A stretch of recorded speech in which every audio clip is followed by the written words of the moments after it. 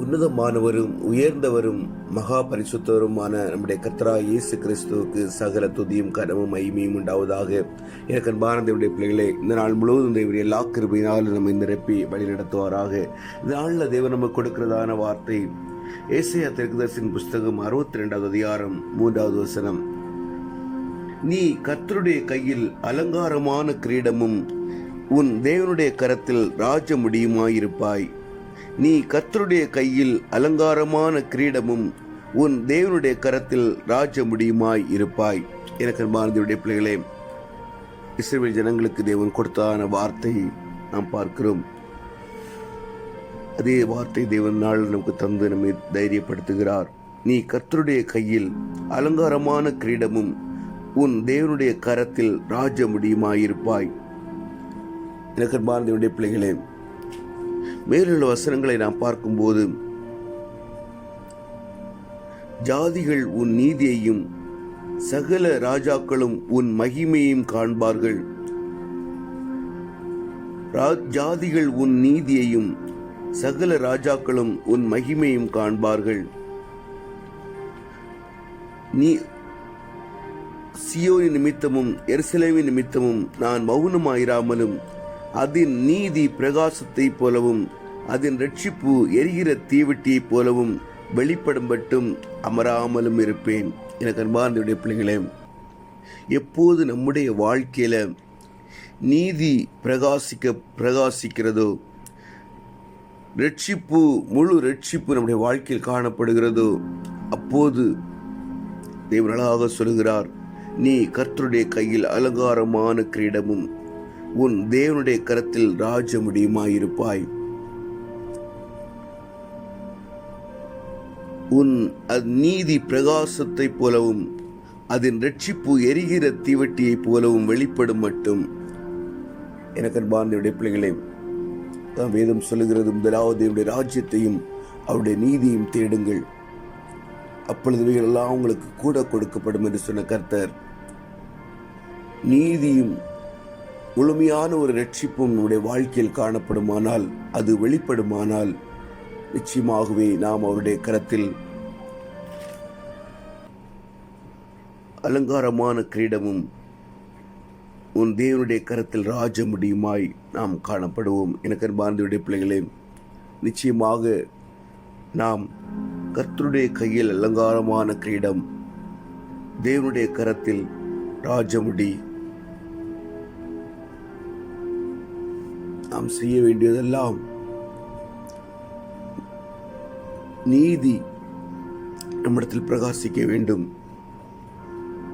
ரட்சிப்பு, முழுமையாய் ரட்சிப்பு, இயேசு என்னில் வாழ்கிறார் என்று சொல்லும்படியான ஒரு முழு ரட்சிப்பு நம்முடைய வாழ்க்கையில் காணப்பட வேண்டும்.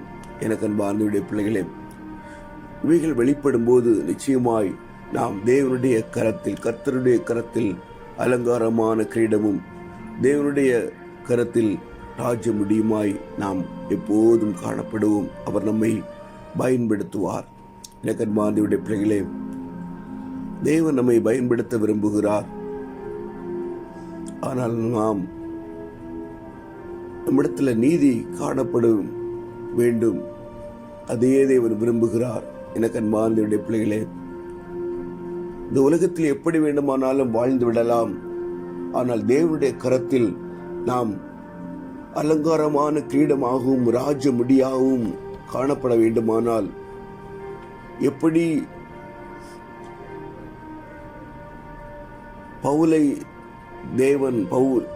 அப்போஸ்தலனாகிய பவுலை தேவன் பயன்படுத்தினாரோ,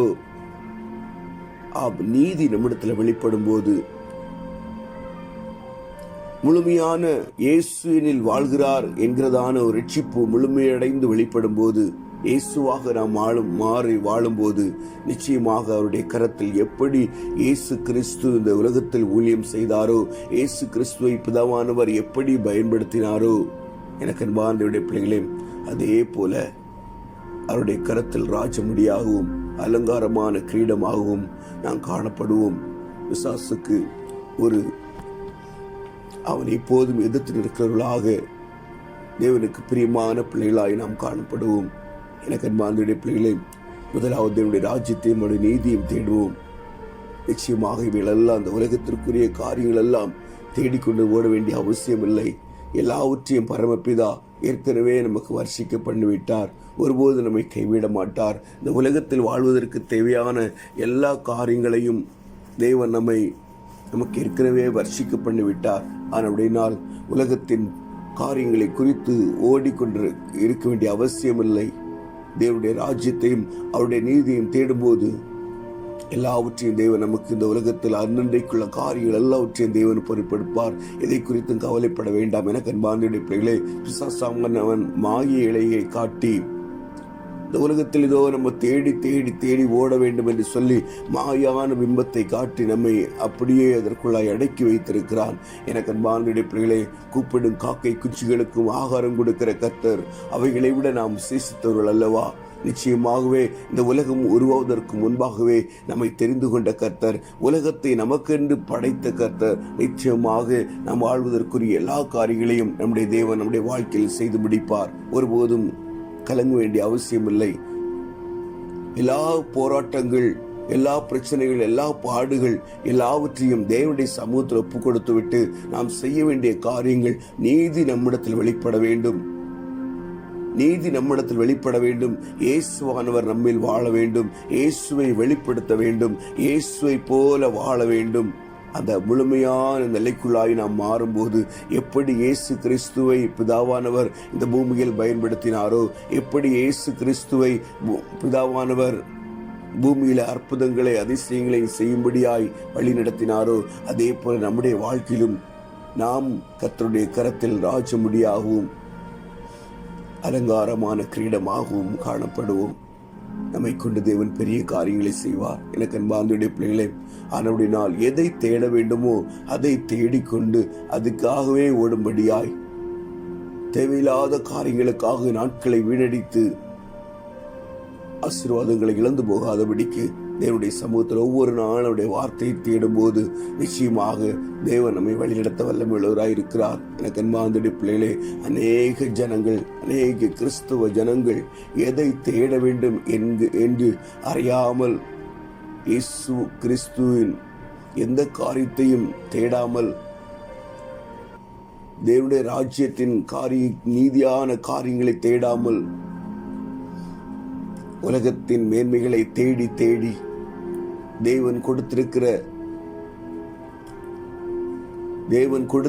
அறிவு, தேவன் கொடுத்திருக்கிற காரியங்களை வைத்துக் கொண்டு உலகத்தின் பின்னாக ஓடி உலகத்தையே தேடி தேடி தங்களுடைய வாழ்நாட்களை அப்படி வீணாக கழித்து தங்களுடைய பலத்தையும் அதிலேயே செலவழித்து வீணாய் போய் கொண்டிருக்கிறார்கள்.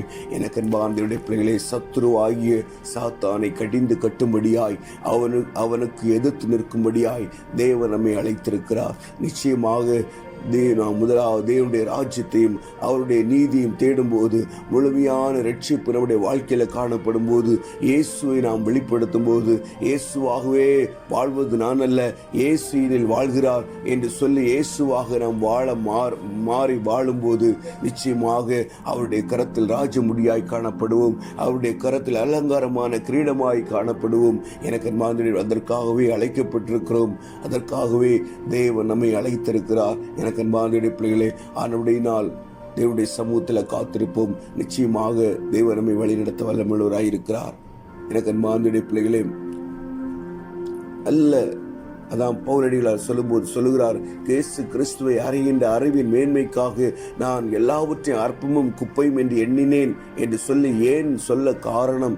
எனக்கு அன்பான பிள்ளைகளை, உண்மையாய் நாம் எதை தெரிந்து கொள்ள வேண்டுமோ அதை தெரிந்து கொள்ளாமல், எதை தேட வேண்டுமோ அதை தேடாமல், எல்லாம் நமக்கென்று அவர் தேடி அவர் எல்லாவற்றையும் வைத்திருக்கிற காரியங்களையே நாம் தேடி தேடி தேடி அதன் பின்பாகவே நம்முடைய பலத்தை எல்லாம் செலவழித்து வீணாக நாட்களை கழித்து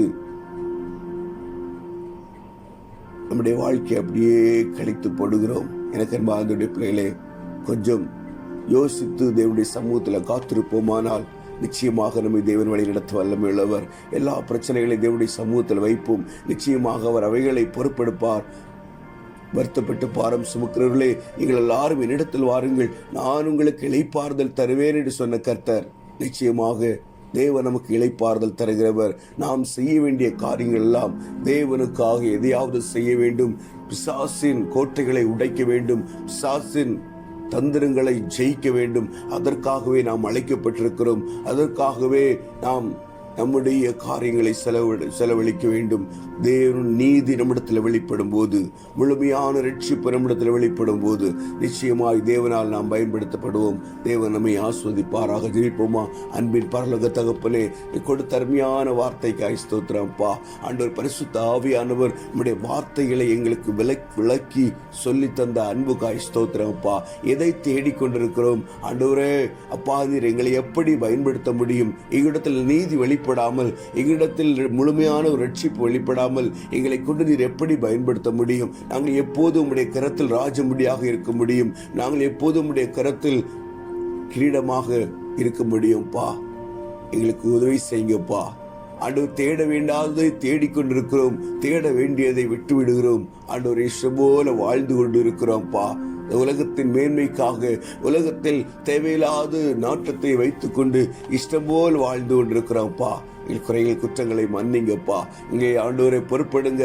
உலகத்தில் நாங்கள் ஆண்டவரே எங்களுக்காக நீ தேடி வைத்திருக்கிறதே நாங்கள் மறுபடியும் தேடி தேடி தேடி எங்களுடைய பலத்தை நாங்கள் வீணடித்துக் கொண்டிருக்கிறோம்ப்பா. உதவி செய்யப்பா. முதலாவது தேவனுடைய ராஜ்யத்தையும் அவருடைய நீதியும் தேடுங்கள் என்று சொன்னீங்கப்பா. இவைகளெல்லாம் உங்களுக்கு கூட கொடுக்கப்படும். இவைகளை நான் ஏற்கனவே உங்களுக்காக சம்பாதித்து வைத்திருக்கிறேன் சிலுவையில் என்று சொல்லி எங்களுக்காக எல்லாவற்றையும் நீர் வைத்திருக்கிறீரப்பா. நாங்கள் செய்ய வேண்டியதெல்லாம் உம்முடைய கரத்தில் ராஜமுடியாக அலங்கரிக்கப்பட்ட கிரீடமாய் உம்முடைய கரத்தில் காணப்பட வேண்டும். பிசாசுக்கு எப்போதும் எதிர்த்து நிற்கிறவர்களாக, அவனுடைய கோட்டைகளை அழிக்கிறவர்களாக, அவனை எப்போதும் அவனுக்கு நீ அவனுடைய தலையை நசுக்கிறதை நினைவுபடுத்துகிறவர்களாகவே நாங்கள் காணப்பட வேண்டும். ஆண்டவரே, அந்த கிருபைகளை என் தேவன் கட்டளையிடுங்கப்பா. அவன் எங்களை விட்டு ஓடி போவார். எங்களை நீர் பரிசுத்தப்படுத்துவீர், எங்களை அபிஷேகத்தால் நிரப்புவீர். ஓ என் தேவன், அற்புதங்களை செய்வீர். ஆண்டவர், எப்படி இயேசு கிறிஸ்துவானவர் இந்த பூமியில் வாழும்போது அற்புதங்களையும் அதிசயங்களையும் செய்தாரோ, அதே போல எங்களையும் நீர் பயன்படுத்துவீரப்பா. அந்த கிருபைகளை என் தேவன் தாங்க. ஒவ்வொரு பிள்ளைகளையும் சமூகத்தில் தருகிறப்பா. ஆண்டவர், சத்தியத்தை அறிவீர்கள், சத்தியம் உங்களை விடுதலை ஆக்கும் என்று சொன்னது போலப்பா, இந்த சத்தியமான வார்த்தைகளை உங்களுடைய பிள்ளைகள் கண்டுகொள்ளும்படியாய் இந்த தேவன் கிருபை பாராட்டுங்கப்பா. வேதனைகளை மாற்றுங்க, கஷ்டங்களை மாற்றுங்க, கடன் பிரச்சனைகளை மாற்றுங்க, வியாதிகளை குணமாக்குங்க, மரண படுக்கைகளை மாற்றி போடுங்கப்பா. அற்புதங்களை செய்யுங்கப்பா. உங்களுடைய பிள்ளைகள் உம்முடைய கரத்தில் ராஜ முடியாய் காணப்படும்படியாய், அலங்காரமான கிரீடமாய் காணப்படும்படியாய் என் தேவன் உம்முடைய பிள்ளைகளை வழி நடத்துங்கப்பா, கூட இருந்து நடத்துங்கப்பா. ஆண்டவரே, எல்லாவற்றையும் சமூகத்தில் தருகிறப்பா. ஆண்டவரே, வயோதிப பெற்றோரை என் தேவன் பொறுப்படுங்க, ஒவ்வொரு பிள்ளைகளையும் பொறுப்படுங்கப்பா. ஆண்டவரே அப்பா, அவருடைய கடமையில் அவர்களுக்கு செய்ய பலத்தை கொடுங்கப்பா. ஆண்டவரே, அவர்களை பராமரிக்கிற ஒவ்வொரு பிள்ளைகளுக்கும் கிருபையை கொடுங்கப்பா. சமூகத்தில் எல்லாத்தையும் தாழ்த்தி ஒப்பு கொடுக்கணும்ப்பா. கூட இருந்து வழி நடத்துங்க. தேவையோடு இருக்கிற பிள்ளைகளின் தேவைகளை சந்திங்கப்பா.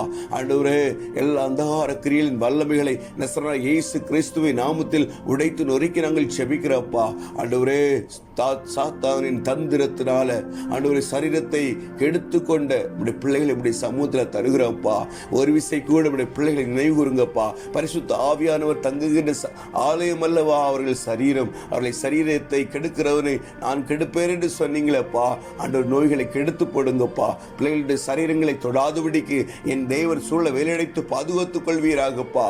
ஆண்டவரே, அவர்களுக்கு நீர்தானே அரண். ஆண்டவரே, நீர்தானே கோட்டையப்பா. திக்கற்ற பிள்ளைகளுக்கு நானே அரணா கோட்டையாகவும் இருக்கிறேன்னு சொல்லியிருக்கீங்களேப்பா. ஆண்டவர், பொறுப்படுத்திக் கொள்ளுங்க. எல்லாவற்றும் சமூகத்தில் தாழ்த்தி ஒப்பு கொடுக்கிறோம். இயேசுவின் மூலம் ஜெபங்களும் நல்ல பிதாவே. ஆமேன், ஆமேன்.